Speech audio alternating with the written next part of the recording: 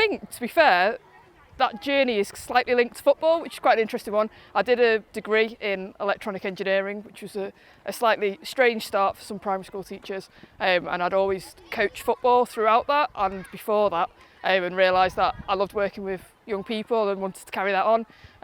So kind of pursued a PGCE after my degree, because I knew that it'd allow me to keep doing what I was enjoying doing with the football.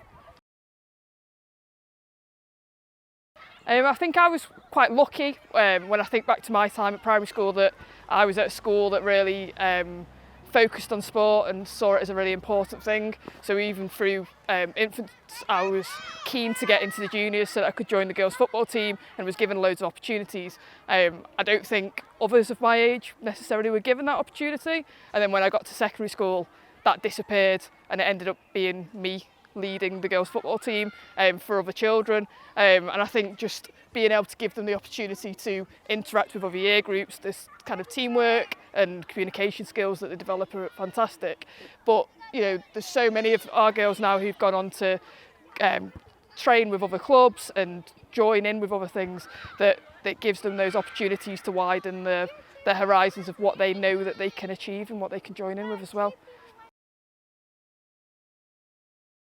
Our girls are able to join in kind of through our PE provision. We make sure that it's kind of equal opportunities for boys and girls. They all do football throughout the year, and then encouraging them to take part in kind of the recreational side at break and lunchtime.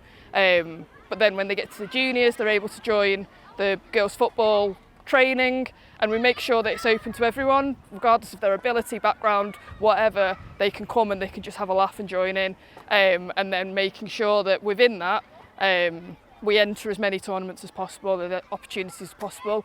So we've done really well with our kind of girls football team in terms of the small-sided matches in the local area, but we've also made sure that we've pursued the futsal route, because I know that was something that I really enjoyed, certainly at university, and giving them the opportunity to do that throughout winter and to take part in tournaments have taken us really far, and been really enjoyed doing things like that.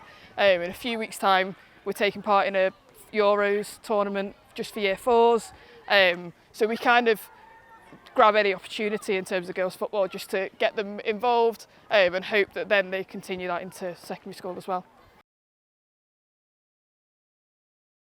So we always get involved in whether it's the World Cup or the Euros, and we always make sure that there's equal balance in terms of what we are doing. So the men's Euros, we did a Euros day for.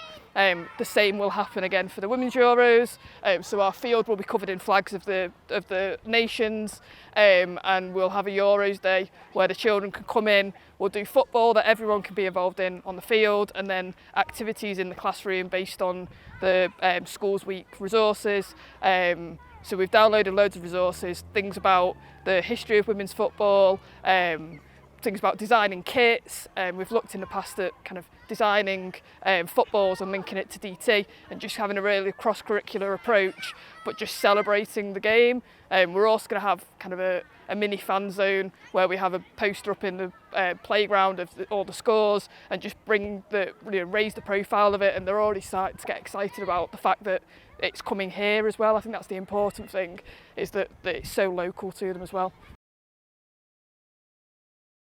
I think that just the love of sport and being able to get engaged in being active and working together on different skills. There's children here who won't engage in other sports, maybe because the boys are there or they're just not confident with it. But you know, this is the one sport that we make sure we have a girls' provision for. And actually all of our children across school are really eloquent in being able to say why there's a girls' provision, because you know, it's been so under-supported in the past, and we need to make sure that the girls have the chance to play. It also means that we can make sure that they are active, they're healthy, they're getting involved in sports, so that then when they go off to secondary school, they're able to push that and, you know, champion it.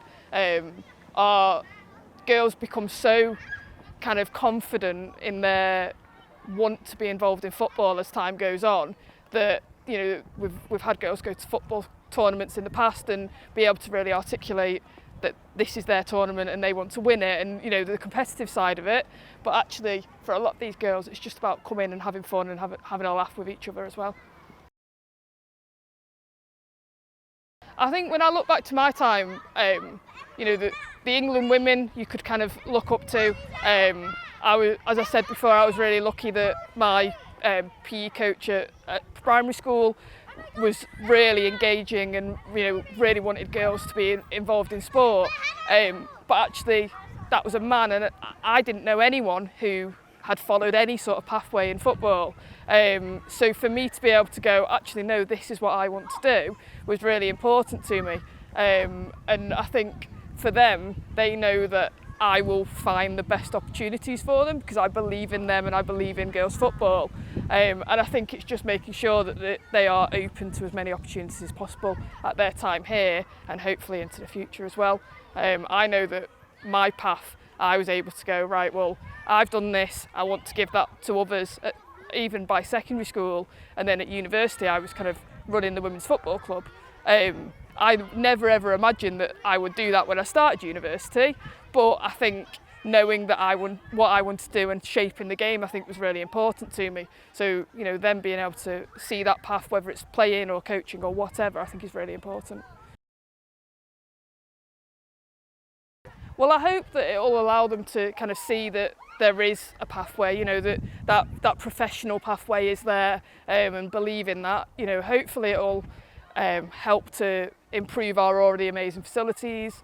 I think the one thing that it already seems to have injected in is the kind of recreational side of things. So I've been down a couple of times myself to Manchester Laces, and that's always been what's been missing for me, is the recreational side. And you know, the girls here, a lot of them are joining in with Wildcats and different things like that, that actually they might not want to be the next top player, but just being able to enjoy it and love football is the main thing for them. And I think hopefully that, you know, that will continue even after the Euros has finished as well. So I think just take any opportunities that are out there. The school sports partnerships are always fantastic for kind of signposting you to tournaments. I do think there's still a place for girls football being seen as a separate sport, because there's a lot of these girls who would not engage if it was just a mixed team. But then again, because of their successes in the girls team, they then feed into our mixed team as well, which is fantastic. But I think it's just giving them all those opportunities, build it into your PE lessons, build it into your teaching, and just see what they want to do as well, be led by them. We've bought recently books and things about women's role models that they can take part in as well, and they read that on the way to tournaments. You know, building it into the whole curriculum I think is really important, but just taking any opportunity that comes really. The competitive stuff does allow them to have an end point, but we've got girls who've taken part in the competitive tournaments and had no interest in winning. It's just about having an end goal for the training and having something to go and enjoy and play with other schools. And I think just try and make sure that every school should have a girls football team, but make sure that they're entering things and they're joining in with things, and seeing what's out there for them to take part in really. Well, I play in Ashton Mersey Hawks, and we have a few people from this class and from the other class, and my mum coaches, so we try to make it fair on who does it.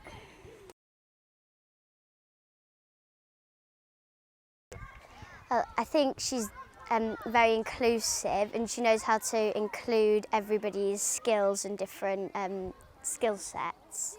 And she prepares games especially so that we can build teamwork and football skills in a sort of fun, safe environment. She's a good teacher because she makes sure everyone's included, everybody gets a chance.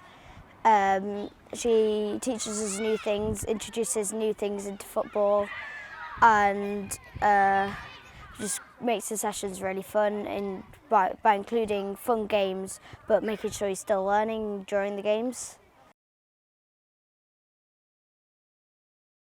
I love playing football because it's just like you kind of using your skills to try and show what you can do, and like using your brain to think like how you can do it